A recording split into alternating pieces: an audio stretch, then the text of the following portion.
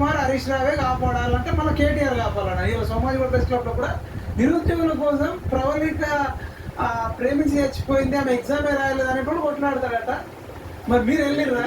ఇది ఎంత దుర్మార్గము, ఎంత దుర్మార్గం అంటే చాలా చాలా చాలా చాలా అన్యాయం. ఇక కావాల పేర్లు చెప్పి ఎవరైతే ఇక అంటే నిలువెల్ల నిరుద్యోగులను మొత్తం నాశనం పట్టించి వాళ్ళ ఆకాంక్షలను మొత్తం గంగలా పడేసినట్టుగా చేసిన వాళ్ళను వాళ్ళ దగ్గరికి పోడు.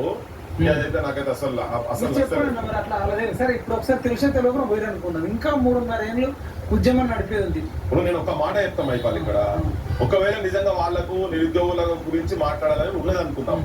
నేను మళ్ళీ నువ్వు అధికారంలోకి వచ్చేందుకు రా భయ్, నేను మీకు ఎందుకు ఏం గడివిక కూర్చోబెట్టిరా? నేను సిరిసిల్లలో కూడా గడివికాలే, లేకపోతే సిరిపేటలో కూడా గడివి కూడా కూర్చుంటారా? మీరు పార్కులు మెయింటైన్ చేస్తారా? ఏమైనా కూర్చొని ఇటువంటి పార్కుగా పోయి కూర్చొని నిరాహార దీక్షలు చేయని కొట్లాడు ప్రభుత్వం వ్యతిరేకంగా. ఇప్పుడు మొన్న సరే పోయి మంచుకోవచ్చు అడుగు ఆడికి వీళ్ళు పోయి అడిగిరు అనుకుందాం, ఏది ముట్టడి గురించి మాట్లాడారని అనుకుందాం. సెకండ్ టైం ముట్టడి అన్నారు. మరి మీరు ఏం చేస్తారు? మద్దతు ప్రకటించారు కదా, మీరు ఆడమన్నారు కదా, ఎవరు కనిపించలే కదా. మరి వాళ్ళైతే పోయి కొట్టాలి. ఈవెన్ బీజేపీ వాళ్ళు కూడా అట్లే చేసారు. బీజేపీ కూడా ఒక ఎమ్మెల్యే అయితే కొంత దూరం పోయి నేను మాట్లాడింది కదా. మరి ఈ పాలిటిషియన్స్ ఏరి సరే వీళ్ళు తెలిసిన తర్వాత వీళ్ళు వైపు చేసారు కానీ మరి వీళ్ళైతే పోయి వాళ్ళు కనీసం వాళ్ళను పోయి నీకు ఒక లైసెన్స్ ఇచ్చారు కదా, నీకు ఎమ్మెల్యే అని ఓట్లు వేసారు పెట్టిరు కదా. అవును కదా, పోయి ఇప్పుడు వచ్చేది కొట్టాడు. ఈ 3 ఏళ్ళే సావాలా జనం?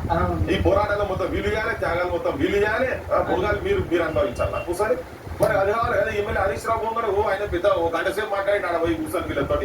వీళ్ళతో పెద్ద ఓ ఘనకార్యం చేసిరు, మీరంతా మోసం ద్రోహం చేస్తారు. 10 ఏళ్ళు ఒక్కరు బయటకు రాలేదు నిరుద్యోగుల కోసం.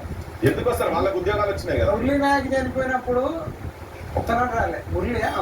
మురళి ముదిరాజ్ తర్వాత అక్కడ నాయక్ కాకతీయ యూనివర్సిటీ ప్రవళిక, ఇట్లా లెక్కలేనంత మంది చనిపోతే ఒక్కడు రాలే బీఆర్ఎస్ వాడు. ప్రవళిక చచ్చిపోతే నిజంగా నిరుద్యోగం గురించి అమ్మాయి చచ్చిపోతే ఎగ్జామ్ కూడా రాయలేదు అని నమ్మ పలికించేటట్టుగా మిస్గైడ్ చేసి తెలంగాణ సమాజం కాదు మొత్తం ప్రపంచాన్ని మిస్గైడ్ చేశారు. వీటిలా ఇంగ్లీష్లా, హిందీలా, తెలుగులా, ఇక ఏ భాషలో భాషలా వంకర టింకర్ అన్ని చెప్పి నమ్మ పలికినారు. కేటీఆర్ తీరా తీసుకుపోయి ఆర్టికల్ టికెట్ అన్ని ముంగడ పెడితే లాస్ట్ కి ఏంది వాళ్ళ తల్లిదండ్రులు కూడా బెదిరించి ఇంటికి పిలిపించుకున్నాడు.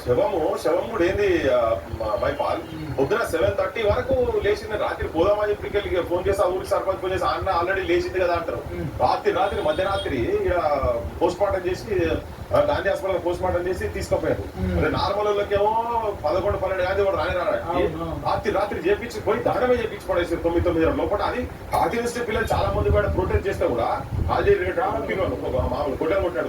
కేటీఆర్ ఇదే బ్యాచ్ కదా, ఇదే టిఆర్ఎస్ ఇదే బిఆర్ఎస్ బ్యాచ్ కదా. సునీల్ నాయక్ కూడా అంతేనా? సునీల్ నాయక్ పురుగులమ్మని తాగుతూ కేసీఆర్ మీద వీడియో చేసి మరి చాలా హృదయ విదారకమైనటువంటి సంఘటనలు జరిగినాయి వాళ్ళ పాలనగా.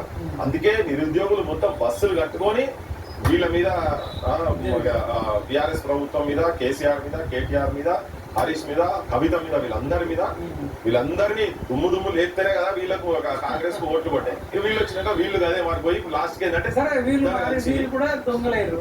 ఇప్పుడు మళ్ళీ హరీష్ రావు మారేసుకోవడానికి మరి ఏమంటే ఈసారి ఒకసారి టీఆర్ఎస్ నమ్మండి అనే లైన్ నరేటివ్ బిల్డ్ చేస్తారు. మీరు ఏం చెప్తారు మరి నిరుద్యోగులు? నేను నిరుద్యోగులకు క్లియర్ ఏం చెప్తున్నా, ఇద్దరిని నమ్మకండి. మీరు నమ్మాల్సిన అవసరం లేదు. ఇటు బీఆర్ఎస్ నమ్మాల్సిన అవసరం లేదు, ఇటు కాంగ్రెస్ నమ్మాల్సిన. అసలు రాజకీయ పార్టీలు అన్ని కూడా కలిసి అందరూ కలిసే ఉన్నారు. నిరుద్యోగుల అంశం మీద అందరు త్వరగా ఎక్స్పోజ్ అయ్యారు. ఈవెన్ బీజేపీ కూడా ఎక్స్పోజ్ అయింది నిరుద్యోగుల అంశం మీద. ఇప్పుడు నువ్వు అది ఇష్యూ టేకప్ చేసి సంజయ్ ఆడికి వచ్చిన తర్వాత, బండి సంజయ్ ర్యాలీలోకి వచ్చిన తర్వాత మళ్ళీ సపరేట్ అరెస్ట్ చేయని ఆయన అన్నది అందరు విన్నాం కదా, సమాజం మొత్తం విన్నది కదా. నేనేమంటున్నా అంటే మీకు ఆ పెయిన్ కనుక ఉండేది ఉంటే మీరు కొట్లాడాలి కదా.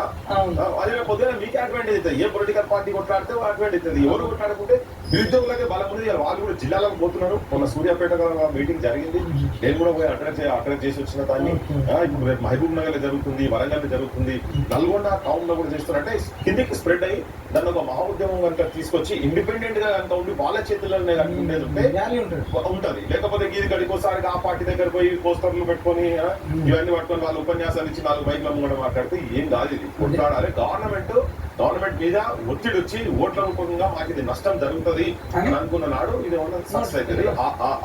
ఆ స్కేల్లో వీళ్ళు కిందాక తీసుకోవాలి. సమస్య ఉన్నది, అప్లై చేసిన వాళ్ళు వచ్చారు వాళ్ళు నిరుద్యోగులు దాదాపు 40 lakhs మంది ఉన్నారు కదా, దానిలో 1 లక్ష మందితో హైదరాబాద్ తీసుకొస్తే ఆగ దేశం దిగిపెట్టచ్చు. అది కూడా కాదు, అందరం చేయొచ్చు కదా. హరీష్ రావు మార్కెట్ శక్తివంతుడా? ఆయన మా అంటే ఏం చేస్తాడు, ఉద్యమాలు చేసేటోళ్ళ పెట్రోల్ వచ్చి అట్లు పెట్టే రకం. కానీ ఆయనతో ఏమైతుందని నాకు పెద్ద క్వశ్చన్ అనిపిస్తుంది. అదే పాపం వీళ్ళకి తెలిసి తెలియక అంతేనే వీళ్ళు పోయేది కూడా. ఈ తెలిసి తెలియక ఈ ప్రెషర్ అటు ఇటు తట్టుకోలేక చేసి మీరేరా అంటే దొంగ చేతికి తాళం ఇచ్చినట్టు అవుతుంది.